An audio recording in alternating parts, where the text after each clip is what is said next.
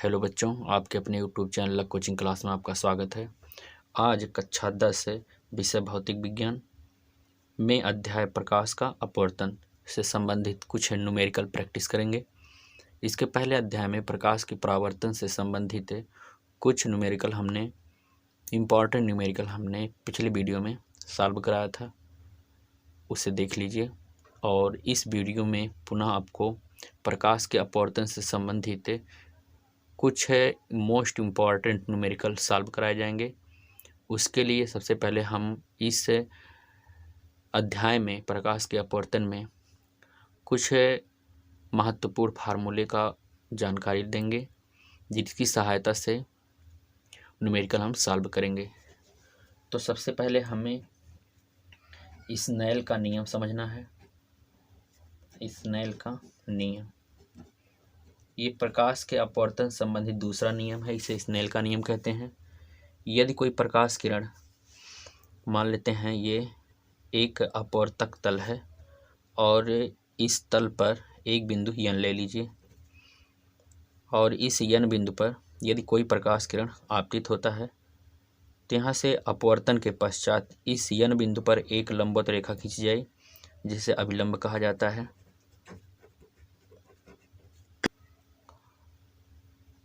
जब कोई प्रकाश किरण आपतित होता है तो ये सीधे अपने मार्ग से ना जा करके अपने मार्ग से कुछ विचलित हो जाता है, और इसी घटना को प्रकाश का अपवर्तन कहते हैं। अभिलंब और आपतित किरण, ये आपतित किरण है,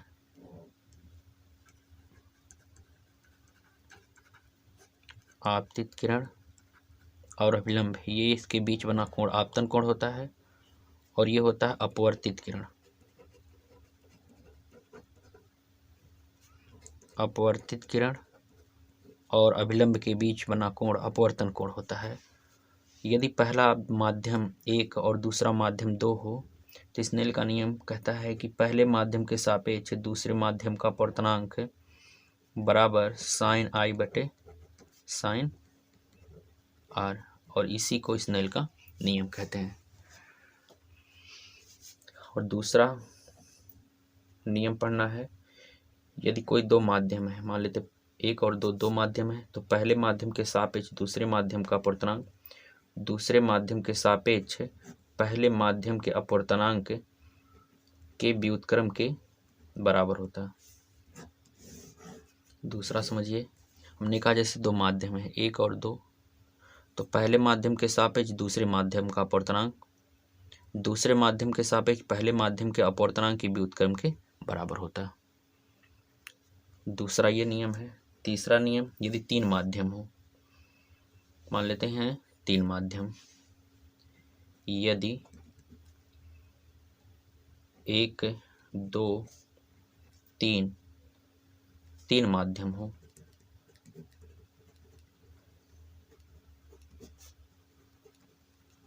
तो यदि दूसरे माध्यम के सापेक्ष तीसरे माध्यम का अपवर्तनांक निकालें तो भैया इसमें पहला माध्यम छुपा है, पहले माध्यम के सापेक्ष इस लास्ट में तीसरे माध्यम का अपवर्तनांक अंश में लिखा जाएगा, और पहले माध्यम के सापेक्ष जो फर्स्ट 2 लिखा है दूसरे माध्यम का अपवर्तनांक हर में लिखा जाएगा।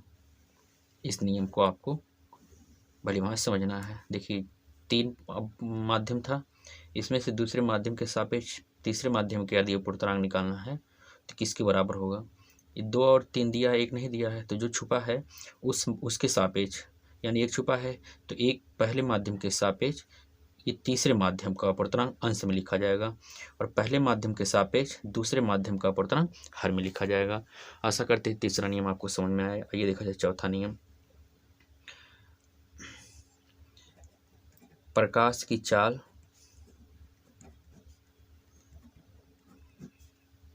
से कहा जाएगा। माध्यम में प्रकाश का वेग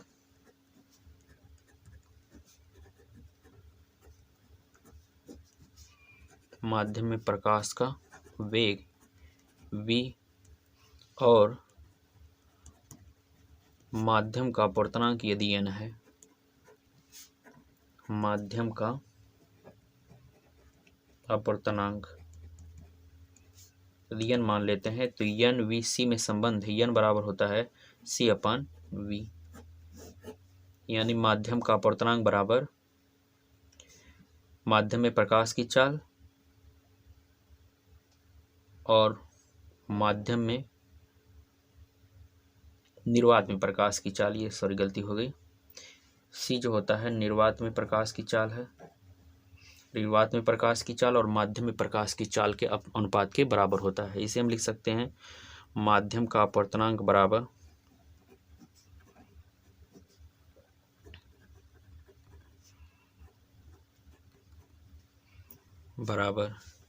निर्वात में प्रकाश की चाल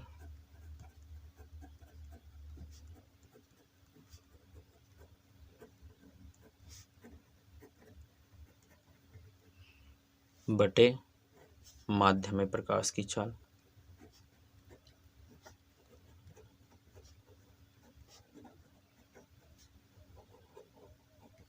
ये कुछ नियम है, इन्हीं नियमों की सहायता से हम इसमें जो इम्पॉर्टेंट न्यूमेरिकल है उन्हें सॉल्व करेंगे। इन नियमों को आप लिख लीजिए, एक बार फिर से देखते हैं।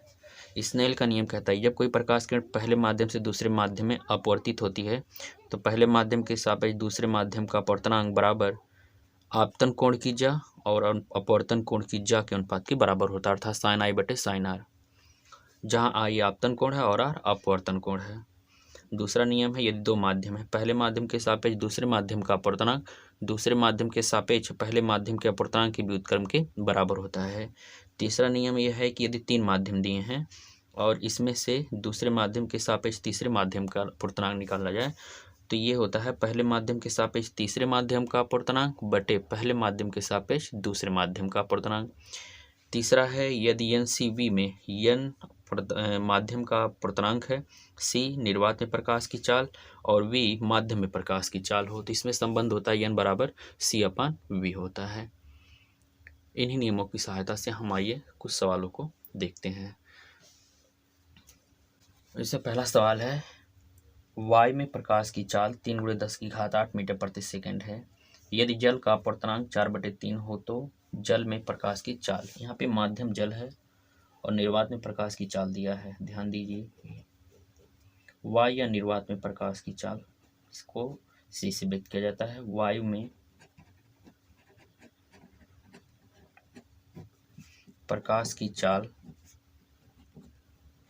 दिया है सी बराबर 3×10⁸ मीटर प्रति सेकेंड। सी का मान सदैव 3×10⁸ मीटर प्रति सेकेंड होता है। जबकि माध्यम का मतलब है जल का अपवर्तनांक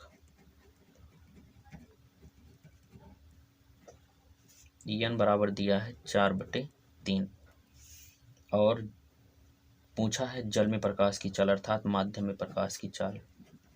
जल में प्रकाश की चाल अर्थात v का मान पूछा है तो मान लेते v मीटर प्रति सेकेंड है। क्योंकि हमने बताया एन सी वी में संबंध n बराबर सी अपान वी होता है तो यहाँ से n का मान कितना दिया है 4/3, सी का मान 3×10⁸, v का मान मालूम नहीं तो तिर्यक गुणा करा देते हैं भैया। तिर्यक गुणा कराएंगे तो 3 का गुणा 3 में 3 त्रिक का 9, v का गुणा 4 में तो 4 × v बराबर 9×10⁸।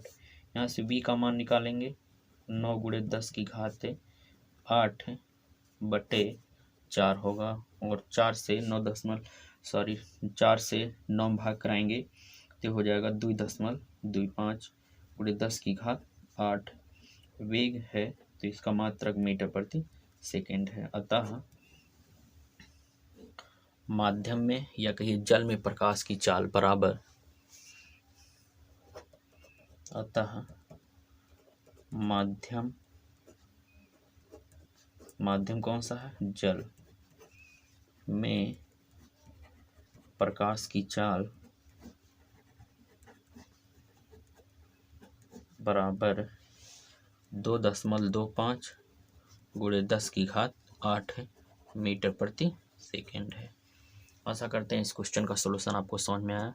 आइए देखा जाए अगला क्वेश्चन। इसमें कह रहा है कि वो कांच का वायु के सापेक्ष अपवर्तनांक सॉल्यूशन में क्या दिया भाई, सॉल्यूशन देखते हैं। प्रश्न में दिया है कांच का वायु के सापेक्ष, तो यहाँ लिख सकते हैं कांच को जी से और वायु को ए से अगर व्यक्त करें तो लिख सकते हैं वायु के सापेक्ष कांच का अपवर्तनांक बराबर 1.5।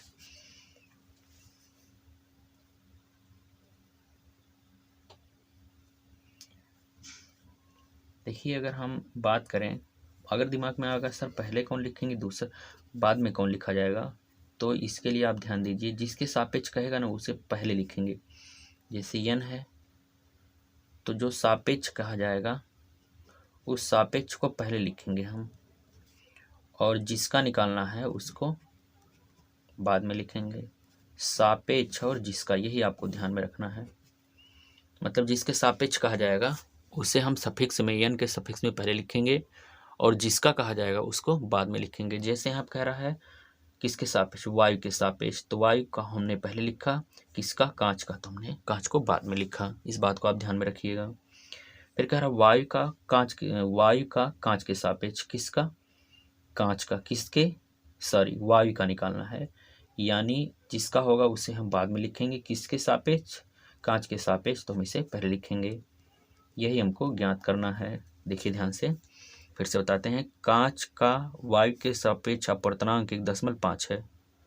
तो हमने बताया ना भाई जिसका अपवर्तनांक ज्ञात करना होता है उसे हम n के सफिक्स में बाद में लिखते हैं, और जिसके सापेक्ष निकालना होता है उसे n के सफिक्स में पहले लिखते हैं। तो यहाँ वायु के सापेक्ष, तो वायु को पहले लिखा गया, कांच का अपवर्तनांक निकालना था या दिया है तो कांच को हमने बाद में लिखा, तो ANG बराबर 1.5। अब कह रहा था वायु का किसके सापेक्ष, कांच के, तो कांच के सापेक्ष कांच को हम पहले लिखेंगे n और a को हम बाद में लिखेंगे। इसका मान निकालना है। आपने पढ़ा है पहले माध्यम के सापेक्ष दूसरे माध्यम का अपवर्तनांक, दूसरे माध्यम के सापेक्ष पहले माध्यम के अपवर्तनांक की व्युत्क्रमानुपाती होता है।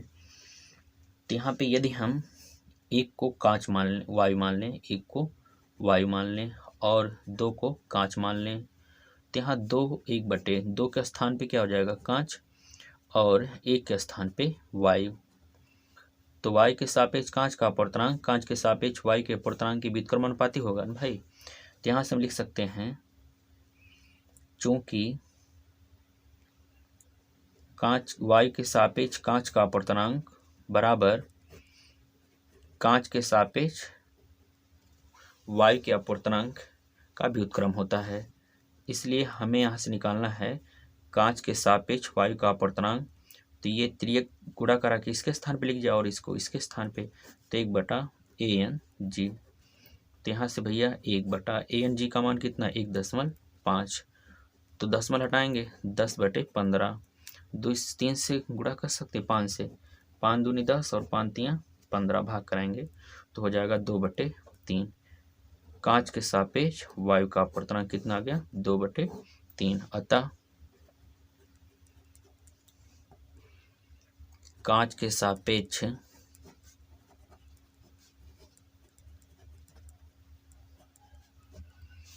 वायु का अपवर्तनांक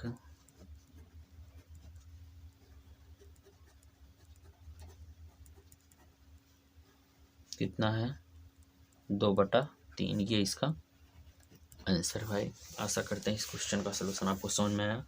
आइए देखा जाए अगला क्वेश्चन।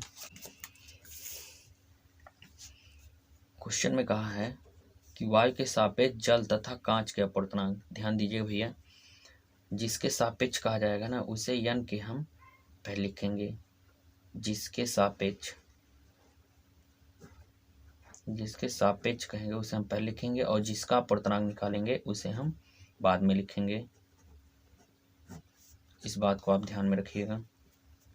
जिसके सापेक्ष कहा जाएगा वो हम n के पहले लिखेंगे, और जिसका निकालना होगा उसे हम बाद में लिखेंगे, या निकालना होगा या दिया होगा। तो यहाँ पे वायु के सापेक्ष सॉल्यूशन आप ध्यान से देखिएगा।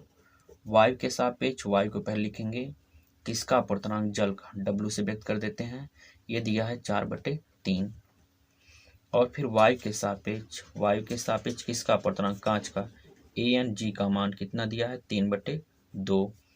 तो ज्ञात क्या करना है, तो ज्ञात करना है किसका, जल के सापेक्ष कांच का अपवर्तनांक, जल W के सापेक्ष कांच का अपवर्तनांक, यही आपको ज्ञात करना है।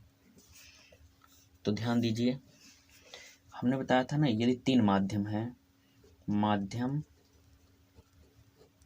तीन माध्यम 1 2 3, एक को हम ए से यानी वाई को प्रदर्शित करते हैं, दो को हम जल से W से व्यक्त कर देते हैं, और तीन को हम G से व्यक्त कर देते हैं, कांच। तो यहाँ से आप पढ़े थे, यदि दूसरे माध्यम के सापेक्ष तीसरा माध्यम का अपवर्तनांक निकालना है तो पहले माध्यम के सापेक्ष तीसरे माध्यम का अपवर्तनांक बटे पहले माध्यम के सापेक्ष दूसरे माध्यम का अपवर्तनांक। तो यहाँ पे किसके सापेक्ष क्या करना है, जल के सापेक्ष कांच का अपवर्तनांक निकालना है। इसमें कौन सा माध्यम छुपा है, वायु। तो वायु के सापेक्ष कांच का अपवर्तनांक गस में लिखिए, और वायु के सापेक्ष जल का अपवर्तनांक हर में लिखिए। ध्यान दीजिए भाई, वायु के सापेक्ष कांच का अपवर्तनांक यहाँ दिया है कितना, 3/2, और वायु के सापेक्ष जल का अपवर्तनांक 4/3 दिया है, 4/3। तो यहाँ से हम बाह्य बाह्य पद का गुणा कराएंगे, अंतः अंतः पद का गुणा। तो बाह्य बाह्य पद में कौन हो जाएगा, 3 × 3, और अंतः अंतः पद में कौन हो जाएगा, 4 × 2, तो हो जाएगा 9/8। ये किसका अपवर्तनांक आ गया, जल के सापेक्ष कांच का अपवर्तनांक। अतः जल के सापेक्ष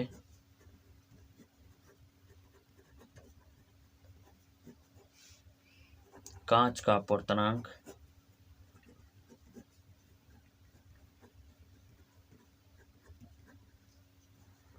कितना भाई, 9/8 है। ये इसका आंसर। आशा करते हैं इस सवाल में का सॉल्यूशन आपको समझ में आया। के सापेक्ष ये देखा जाए अगला क्वेश्चन, किसी पारदर्शी द्रव का अपवर्तनांक 1.25 किसके सापेक्ष, वायु के सापेक्ष।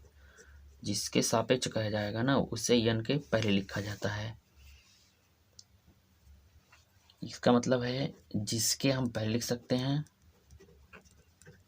और जिसका निकालना होता है उसे हम बाद में लिखेंगे। यही आपको ध्यान में रखना है। जिसके का मतलब जिसके सापेक्ष उसे यन के पहले, और जिसका निकालना होगा अपवर्तनांक उसको हम यन के बाद लिखेंगे। तो यहाँ वायु के सापेक्ष दिया है, तो वायु को ए से व्यक्त करेंगे। वायु के सापेक्ष किसी लिक्विड द्रव का अपवर्तनांक 1.25 तथा कांच का अपवर्तनांक किसके सापेक्ष, वायु के सापेक्ष कांच का अपवर्तनांक 1.5 है। तो द्रव के सापेक्ष ज्ञात क्या करना है, ज्ञात करना है द्रव के सापेक्ष। द्रव के सापेक्ष द्रव को पहले लिखेंगे, किसका अपवर्तनांक, कांच का, हमको ज्ञात करना है। यहाँ पे देखिए भाई, यहाँ पे हम यदि एक पहले माध्यम को 1 से व्यक्त करें और इस माध्यम को वायु मान लें, दूसरे माध्यम को कोई भी द्रव मान लीजिए, और तीसरे माध्यम को कांच मान लीजिए। तो यदि यहाँ से दूसरे माध्यम के सापेक्ष तीसरे माध्यम का अपवर्तनांक निकालना है, तो यहाँ पे पहले माध्यम के सापेक्ष तीसरे माध्यम का अपवर्तनांक बटे पहले माध्यम के सापेक्ष दूसरे माध्यम का अपवर्तनांक हम लिख सकते हैं।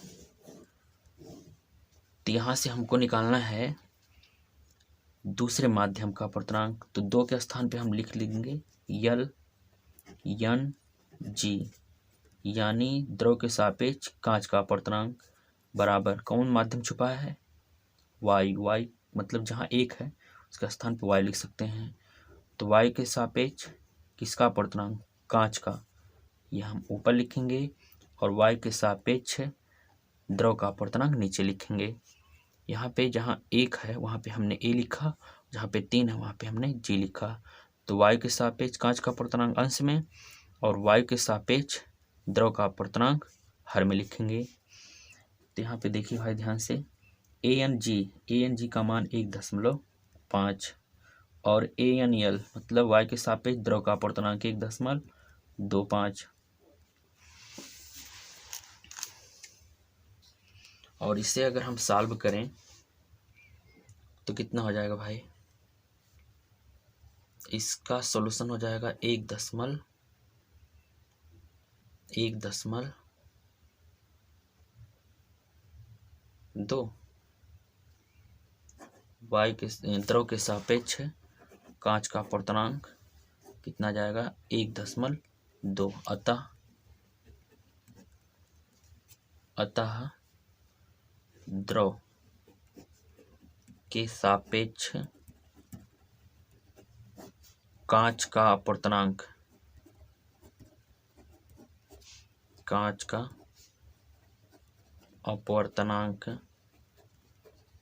कितना है 1.2। ये इसका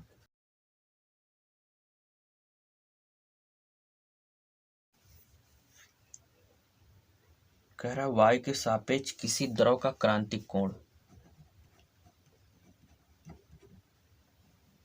क्रांतिक कोण c से व्यक्त किया जाता है और c बराबर दिया है 30°। उस द्रव का अपवर्तनांक ज्ञात करना है। अपवर्तनांक किसका, द्रव का अपवर्तनांक ज्ञात करना है, n का मान। चूंकि हम जानते हैं अपवर्तनांक क्रांतिक कोण में संबंध है n बराबर 1/sin c। ये अपवर्तनांक और क्रांतिक कोण में संबंध है। अपवर्तनांक की गणना करना है। साइन c का मान कितना दिया 30° और साइन 30° का मान 1/2, तो ये 2 पर चला जाएगा, 2/1 बराबर कितना हो जाएगा 2। तो द्रव का अपवर्तनांक n बराबर कितना आ गया 2। अतः द्रव का अपवर्तनांक n बराबर 2। ये इसका आंसर। आशा करते हैं इस क्वेश्चन का सलूशन आपको समझ में आया। आइए देखा जाए अगला क्वेश्चन।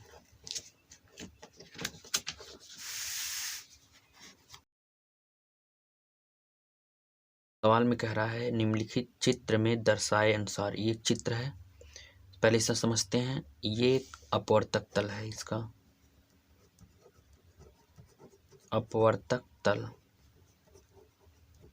ये इसका आपतित किरण है, आपतित किरण, और ये किरण है अपवर्तित किरण। अपवर्तित किरण, आपतित और अपवर्तित किरण दर्शाया गया। इसके अलावा एक हम ये दर्शा रहे हैं अभिलंब है। आपतित किरण अभिलंब के बीच बना कोण आपतन कोण होता है और अपवर्तित किरण तथा अभिलंब के बीच बना कोण अपवर्तन कोण होता है। और यह अभिलंब अपवर्तक पृष्ठ से 90 अंश का कोण बनाता है। अब कहने का मतलब है अपवर्तक तल और अभिलंब परस्पर लंबवत होते हैं। चित्र समझ में आ गया। इसमें 2 माध्यम दिया है। आपतित किरण जिस माध्यम में उसे माध्यम ए नाम दिया गया है, अपवर्तित किरण जिस माध्यम में उसे माध्यम बी नाम दिया गया है।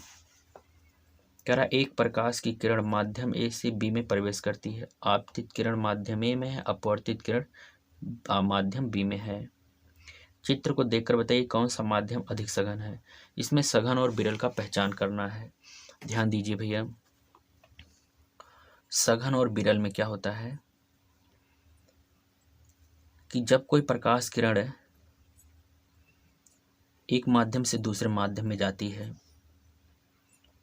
तो अपवर्तित किरण प्राप्त होगी। यदि अपवर्तित किरण अभिलंब से दूर हट जाती है, अभिलंब से दूर मतलब अपवर्तक तल की ओर झुकी होती है, कौन, अपवर्तित किरण, तो पहले माध्यम के सापेक्ष दूसरे माध्यम को विरल माध्यम कहा जाता है। और तो पहला माध्यम क्या हो जाता है, सघन। तो यहाँ पे सघन माध्यम कौन है, इसके बता सकते हैं सॉल्यूशन में।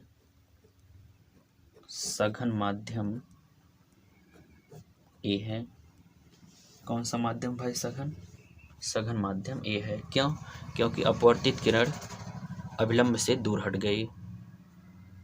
ध्यान दीजिए, जब कोई प्रकाश किरण एक माध्यम से दूसरे माध्यम में जाती है, यदि अपवर्तित किरण अभिलंब की ओर झुक जाती है, जैसे भैया यही था इसका मार्ग, अभिलंब की ओर झुक जाए, तो इस माध्यम को पहले माध्यम के सापेक्ष सघन माध्यम कहते हैं। और यदि अपवर्तित किरण अभिलंब से दूर हट जाए, अभिलंब से देख रहे भैया दूर हट गया, ये अपने मार्ग से ना जा करके, अपने मार्ग से सीधे ना जा करके वो अभिलंब से क्या हो गया? दूर हो गया।